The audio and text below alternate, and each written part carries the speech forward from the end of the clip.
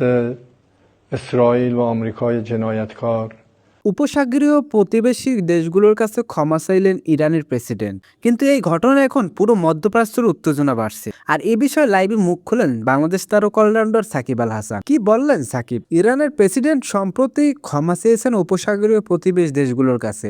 এর কারণ সম্প্রতি মিসাইল ও ড্রোন হামলা যা সৌদি আরব, কাতার, বাহরাইন সহ কয়েকটি দেশে আঘাত করছে। তিনি জানিয়েছেন ভবিষ্যতে এমন ঘটনা এড়াতে কূটনৈতিক সম্পর্ক আরও শক্তিশালী করা হবে। লাইভে এসে সাকিব আল হাসান বলেন, যে কোনো যুদ্ধ বা সংঘাতের প্রভাব সাধারণ মানুষের উপর পড়ে। প্রেসিডেন্টের ক্ষমা চাওয়া ইতিবাচক, কিন্তু আমাদের সবাইকে সতর্ক থাকতে হবে। তিনি আরো বলেন, এই ঘটনার মাধ্যমে আমরা দেখেছি শান্তি বজায় রাখা এবং কূটনৈতিক অনুসরণ করা কতটা গুরুত্বপূর্ণ। উত্তেজনা ছড়িয়ে দিলে সর্বশেষ ক্ষতিগ্রস্ত হয় সাধারণ মানুষ। এ ধরনের পরিস্থিতি তথ্যের ভিত্তিতে ভাবা এবং গুজব না ছড়ানোই সবচেয়ে বড় দায়িত্ব।